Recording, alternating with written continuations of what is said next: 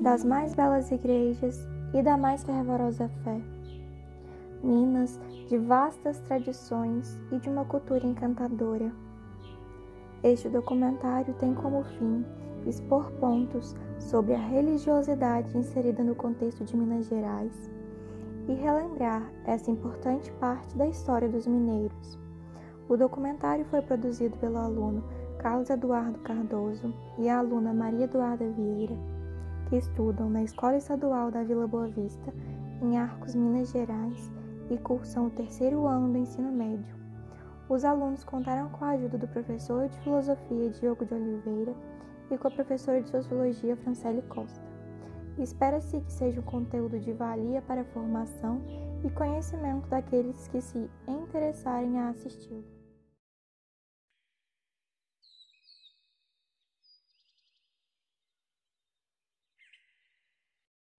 Foi no século XVI que Minas Gerais começou sua jornada através da busca incessante de riquezas, ouro e pedras preciosas.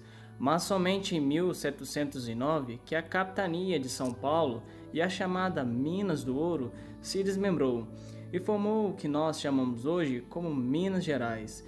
Isso aconteceu exatamente no dia 2 de dezembro de 1720. E agora, no dia 2 de dezembro de 2020, Minas Gerais comemora então seu tricentenário. São 300 anos de história, riqueza e religiosidade. Na então região de Minas Gerais, a religiosidade estava presente no dia a dia das pessoas. Batizados, casamentos e festas religiosas. Brancos, negros e mulatos se reuniam, cada qual em seu grupo, para formar associações leigas. Estas associações eram administradas por civis sem interferência do clero e patrocinavam as construções e os artistas que faziam parte da produção, como Antônio Francisco Lisboa, mais conhecido como Aleijadinho, que assim cultuavam um determinado santo da Igreja Católica. Essas associações ficaram conhecidas como Irmandades. As Irmandades foram únicas instituições religiosas que puderam funcionar na região mineradora durante o século XVIII. Elas eram responsáveis pelos eventos e cerimônias católicas, como procissões, e também ajudavam seus membros. Durante os primeiros contatos com as tradições religiosas portuguesas, os africanos buscaram associá-los às suas tradições. A cultura religiosa europeia não destruiu as tradições trazidas pelos africanos. Os escravos continuavam a realizar suas práticas religiosas tradicionais em espaços reservados às suas cerimônias. De certo, nesse processo cultural entre culturas europeias e africanas, houve a representação do sincretismo religioso. Assim, a adaptação e preservação das religiões em movimentos artísticos. De certo modo, chegando até nós, os movimentos folclóricos, mais conhecidos como o Congado, a Festa do Rosário, a Festa Junina, a Folia de Reis, entre outros. Portanto, Minas Gerais foi certamente um alvo direto das influências portuguesas, por ter sido centro de exploração por muito tempo, o que favoreceu o seu enriquecimento, motivando a construção de monumentos, fato muito marcante tanto para cidades históricas como para o país, e que evidenciam como a religião trazida pelos europeus teve muita relevância na cultura mineira.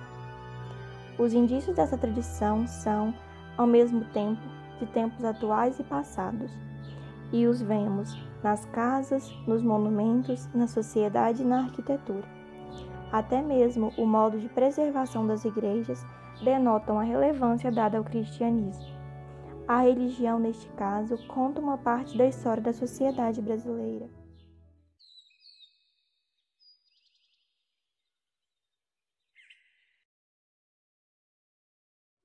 Uma história que nos mostra como a religião influenciou Minas Gerais em vários aspectos é do sacerdote católico de nacionalidade portuguesa José Espíndola Bittencourt, nascido em 1868 em Arcos, Minas Gerais, e falecido no ano de 1951 em Belo Horizonte, Minas Gerais. Em uma biografia escrita pelos funcionários da Escola Estadual Padre José Espíndola, podemos ver alguns fatos marcantes sobre a vida deste sacerdote. Estudou na cidade de Mariana, sul de Minas, no seminário onde se ordenou padre. Residiu em Cristais por 3 anos, onde exerceu sua profissão. Por último, em Pimenta por 50 anos. Sua moradia se localiza até hoje na Praça da Matriz, onde era a antiga prefeitura. Fundou a Escola Estadual Padre José Espíndola e a Prefeitura Municipal de Pimenta. Trouxe muito progresso para a cidade de Pimenta, trazendo médicos, farmacêuticos, professores e ajudou a construir várias casas. Segue-se ainda o depoimento da professora Mércia Lopes, retirado do mesmo escrito mencionado antes. Padre Espíndola foi o maior benfeitor da educação em nossa cidade, pois foi através dele que foi fundado o grupo escolar no qual foi inspetor. O prédio foi um presente do governador Benedito Valadares ao padre, devido à estima que tinha por ele. No seu governo paroquial de 50 anos, teve papel importante na emancipação do município, pois trouxe para a cidade o correio e o telégrafo. Além de formador religioso das famílias, investia na socialização e usava a política para o beneficiamento de todos. Residia no prédio onde era localizada a antiga prefeitura. A Escola Estadual Padre José Espíndola é a única escola estadual da cidade de Pimenta e foi construída pelo Padre José. Apenas nessa escola tem-se o ensino fundamental e médio na cidade. Também a prefeitura de Pimenta foi fundada pelo sacerdote. Há ainda um depoimento de Dona Luísa do Zé Machado, que conta como o religioso se portava e direcionava os fiéis. O padre Espíndola era um homem muito sério e conservador, não admitia atos de pecado por parte de quem o cercava, tinha um gênio forte, mas nem por isso o povo deixava de admirá-lo. Usava sempre uma batina preta, nunca ficava só de calça, que eram tecidas no tear. Levava no bolso da batina um pacote de balas, que era dado às crianças que primeiro lhe cumprimentassem. Era muito agradável em sua casa e atraía a visita de muita gente. Possuía um sítio e gostava muito de cavalos. Fazia muitas viagens, principalmente para Três Corações, e era comum vê-lo acompanhado de um dos seus empregados, ambos a cavalo. Quando a notícia de sua morte chegou a Pimenta, a igreja foi enfeitada com panos pretos, embora já estragados por falta de cuidados. O povo foi ao encontro do corpo e neste local foi erguida uma cruz, e de lá vieram em cortejo até a igreja. Foi recebido pela banda de música com um toque melancólico em sua homenagem. Depois de sua morte ficou a crença de que molhando o pé da cruz chovia, mas hoje, com o passar do tempo, essa história vem se perdendo.